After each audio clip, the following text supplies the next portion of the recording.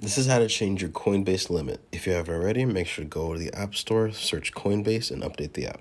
Once you have updated, let's open it up. Once you've opened it and logged in, we're going to go top left where those dots are and hit on that. Here we're going to press on our name where it says Profile and Settings. On this screen, under Account, it's going to say Limits and Features. We're going to go to there.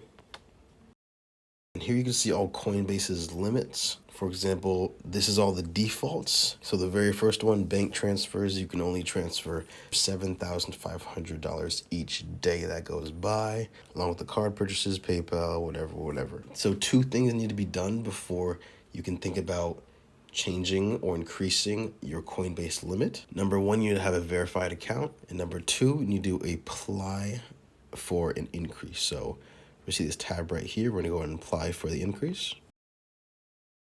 The application was sent. Our team will review your account, email you with an update within 1 to 2 business days.